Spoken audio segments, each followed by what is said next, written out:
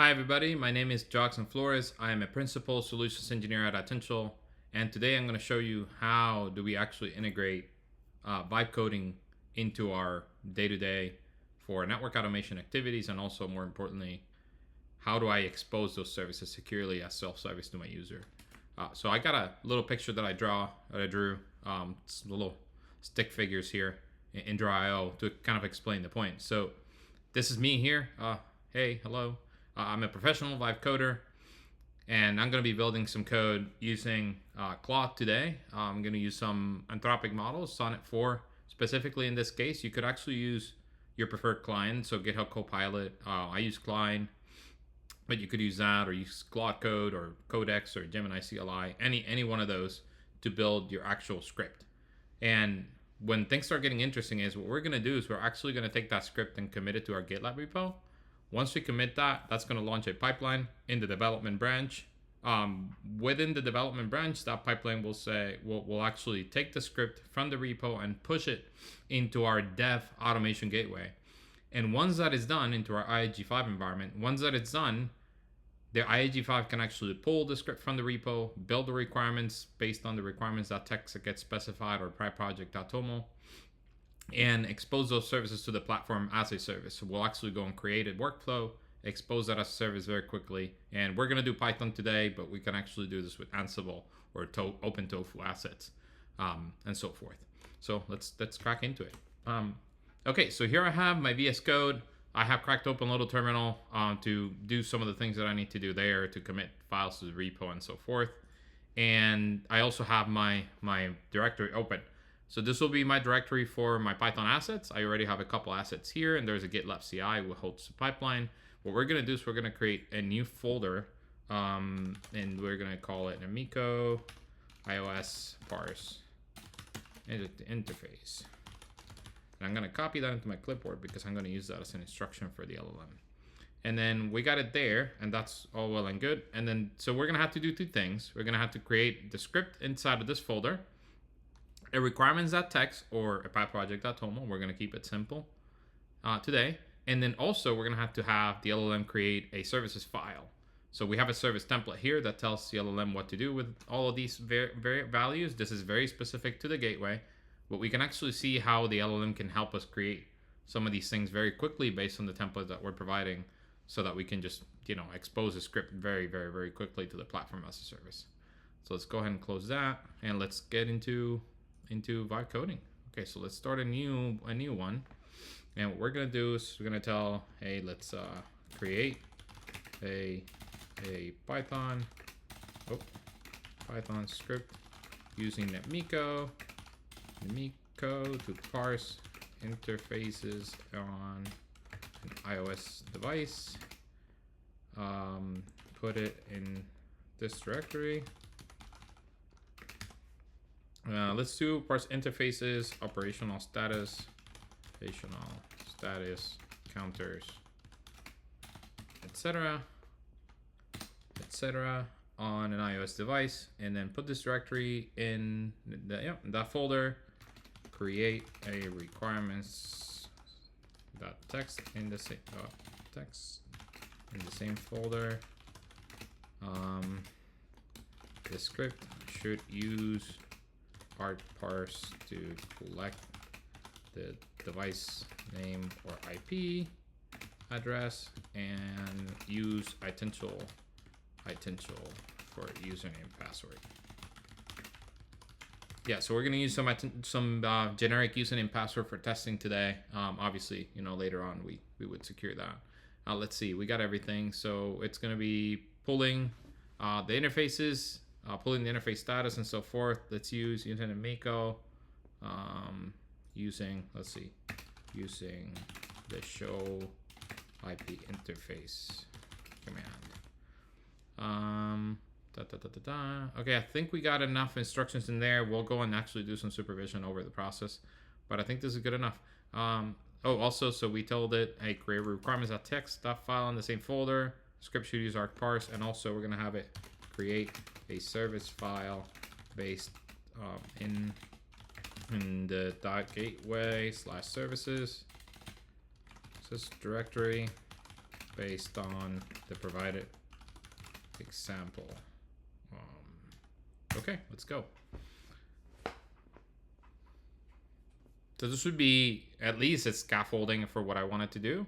Obviously, I can take a script that I already have, and I don't have to go through this process of having it regenerated. I'm kind of just trying to illustrate the point of how can you, vibe coding is all the rage nowadays. So just trying to kind of show, hey, how you can actually get something done very, very, very quickly if you prefer to use this kind of mechanism to talk to devices and expose it as a service using the Itential platform.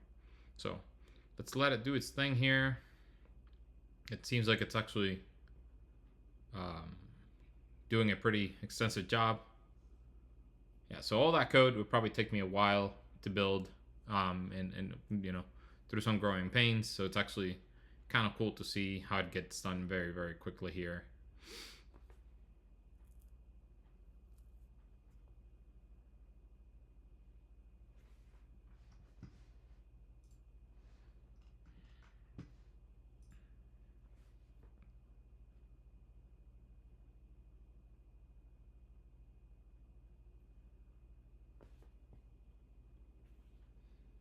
Okay, so now it's going and creating a requirements.txt file for us, which is required, like I said before, for the gateway to know the dependencies that it needs. In this case, it's pretty simple. Just needs a Netmiko library. Now it's going to create me a service file, which is great. We'll look at actually what it created in a second once it's done, and we may have to make some adjustments to this. I kind of already see, spot one thing.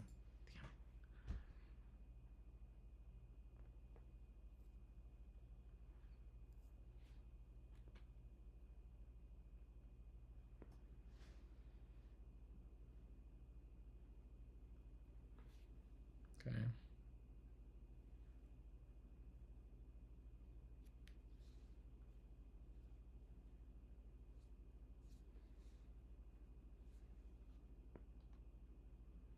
Okay, so now it's going to create me a little README. This is kind of a thing that it does unless you tell it not to do it, that's a good practice, right? It's good to have a little documentation on it. We won't be able to test the script here, but we'll actually have to go and test it from the lab, which is okay. So we're going to go and commit that to the repo and have that actually done. So if it tries to test it, I will stop it. I think it's just going to go summarize now what it did. Okay, perfect. So the script is already created.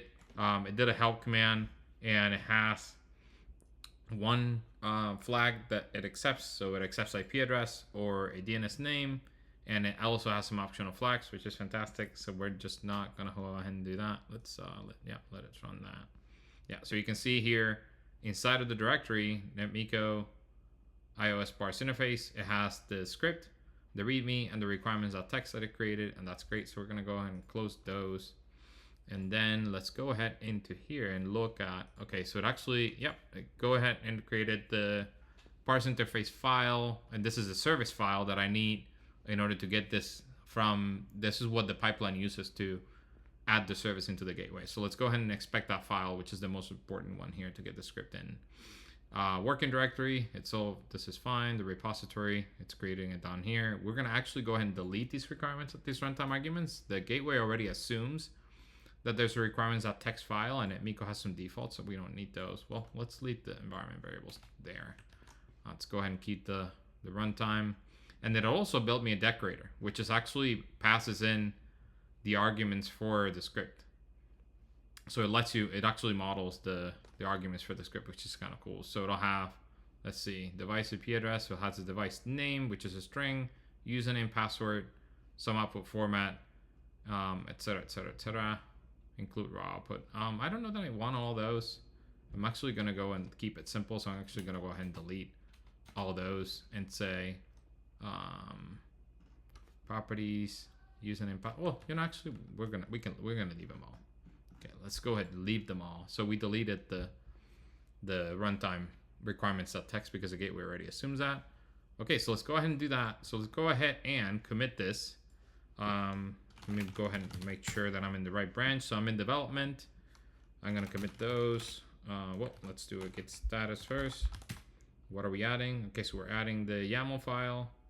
and the Netmiko script, right? So yeah, so we got 4 changes in there.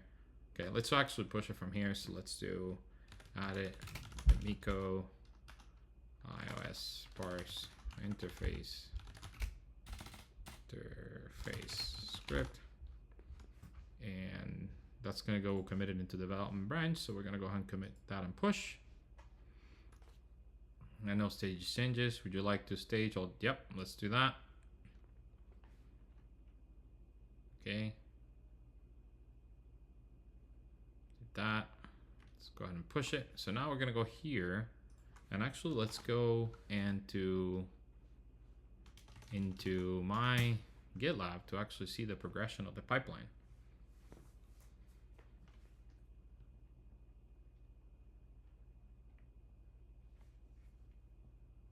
Okay, committed already.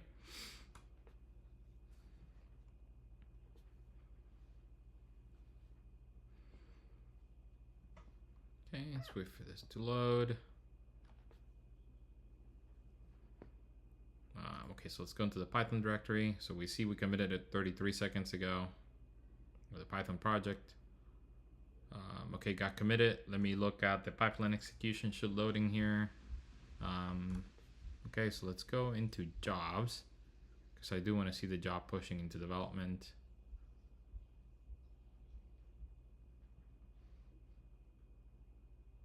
Just now. Okay, let's see. So we're actually going to go ahead and inspect this. So we can actually see the pipeline. There's a lot of logs in here. The most important thing here is that it picked up the development environment, which is the one that we're going to push to. And we're going to do a push, it was a push to the pipeline on the branch level. And we're going to push to the development IAG. And then the other thing that we want to do is we actually want to go through here. Okay, perfect. So it actually added the service. So successfully added 2. It added that Netmiko iOS parse interface service that we just created. And let's see if we go down here. Okay, perfect. We got it down here. It's a Python script. We can see it as a service on the gateway. And we could actually go and inspect this in the gateway CLI. But what we're going to do is we're actually going to go to the Itential platform directly. And now we should see that. Okay, so now that the service has been added via the pipeline, we're going to go ahead and check it in the Itential platform here. So let's go ahead and let me go and refresh this page and go into this gateway, which is the one that we're using for our dev. And we can see that the script was actually added here. So we got Netmiko iOS parse interface, and we got all its attributes based on that decorator that got created. So what we're going to do is we're actually going to go ahead and put that into a simple workflow and expose it. So here I am in my canvas. I'm just going to go ahead and create, this is just a basic scaffolding of a new workflow. It's called my script service. It's just for testing and for showing this. So we're going to add one single task into this workflow. I'm going to create it, connect it to the start and the end. And what we're going to do is now this is a task called run service. And we're just going to go ahead and look for my script. Let's do Python only. Python only. Netmiko. Here we go. So we got our script there. For our device, we're going to use my test device. Let me just expand this up a little bit more. Close that there. We're going to use my device, which is this is the IP that I use for it. Format, we're just going to leave a default. Output, we're just going to leave a default as well. We don't need to save anything to file. One cool thing is to note here is that decorator that was created, it's actually honored on the platform, and it's all dynamic, right? Once the service gets added into the gateway, it just shows up on the platform as the service inside of this task. So now my script is exposed to my workflow, and I can wrap it with all sorts of things, right? I could do change management, I could do all sorts of other things. I can add ServiceNow tasks, IPAM tasks, etc. So let's go ahead and configure these tasks here. I'm going to do some static values for now. The password and username had default, so Itential for the username, raw false for this attribute, and the username is Itential as well, verbosity false. So let's go ahead and do that and leave it all default, and we just added the device IP, and let's go ahead and run it to test this thing. All right, so let's go ahead. Once the service has to be run the first time, the gateway has to go and clone the repo, do a pip install the dependencies, and then run it. So this gets added all dynamically. And granted, keep mentioning this a little bit, but This can be done for any services that you have. Okie dokie. So actually, yeah, it did it from the get-go. That's pretty cool. So let's go ahead and actually, we actually can see here, so run service, if you look at the standard out, you actually can see that the output was parsed and shown here as a string, obviously. So let's go ahead and actually show this. So let's go ahead and add a little bit more stuff to our workflow. So let's do a view task, right? So super simple, added that one here. And also the one thing that we have to do is query that value out, because the output is all returned as a in standard out. Where's my query task? Oh, there we go. Okay, so we're gonna do that. Let's just organize my workflow here so it doesn't get too big. Let's keep it super simple. So we're gonna query result that standard out, which is what we saw there in that object. This is just basic JSON path. If you look at this, is the result object, that std out. So I'm gonna go ahead and do that in the query. The object's gonna be the gateway service result. And this is correctly configured. I'm gonna save that, and I'm also gonna say parse interfaces output. These are all mandatory, so I'm gonna put some values there. And then the body, we're gonna put the result of the query. We don't need no variables, and then we're gonna say end job. And nothing for failure. So let's go ahead and do that, and let's go ahead and run it again. So now I have my service here very quickly running. I can display some information for the user. So I took my script in very few minutes. I created a script, it's vibe coded that script, exposed it, added into the gateway, and look at that output. So very cool. The output is obviously formatted as a JSON at the moment.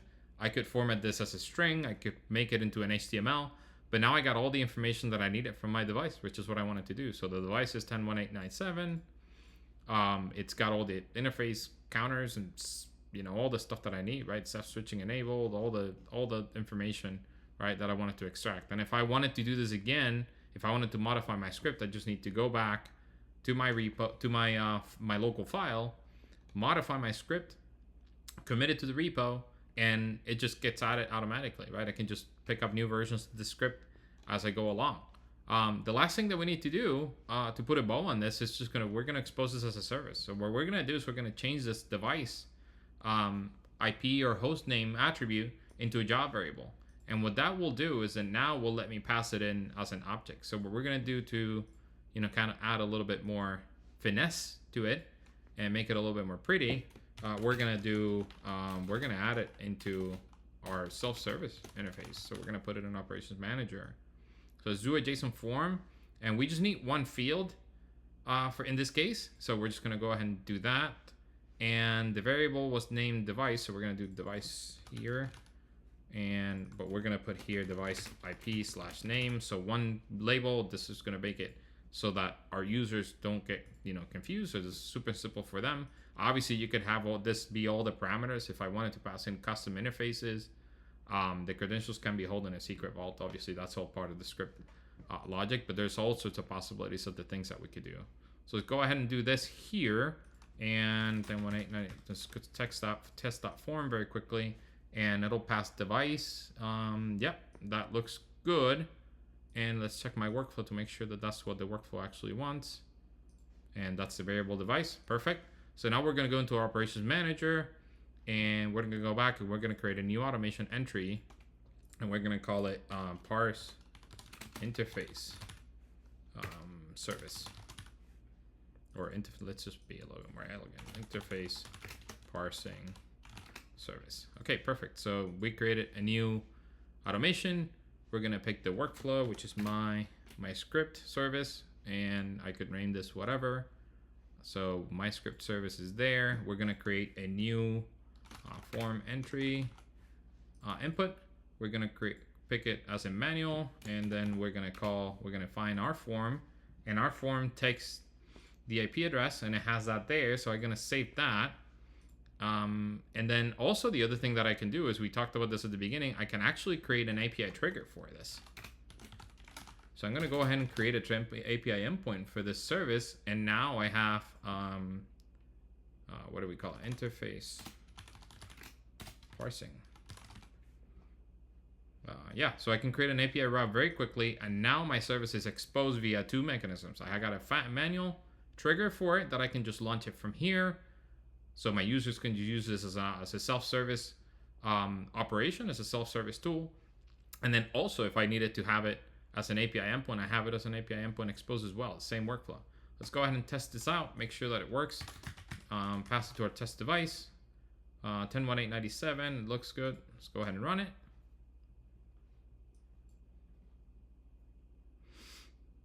And I'm gonna start auto work. Okay, perfect. So our service work, we created it all entirely using vibe coding techniques. I went ahead to my VS Code, created the script from scratch using my prompting skills and using my LLM. And I was able to commit it to the repo. The pipeline executed, added the script to my gateway. That script gets exposed into the platform automatically, and it shows up as a service, and now I can build a workflow around it. Obviously, I can do other things, like if I wanted to put some other task around it, like if I wanted to do ServiceNow things, I have ServiceNow create CR workflow. So now if I needed to do a ServiceNow CR before the workflow, before the script execution, I can go ahead and do that. I could take the script and attach it to a ticket. I could take that output and pass it into a Slack notification, etc. Right, the possibilities are endless, but we can very, very, very quickly create a script, expose it to the platform, and have it have all the governance that it requires, right? Have all the SSO, the RBAC capabilities, use my OAuth account, have API triggers, all those kinds of things that we would need in order to operationalize my script. Okay, that's all I have for this showcase, and hope you enjoy it, and thanks for tuning in.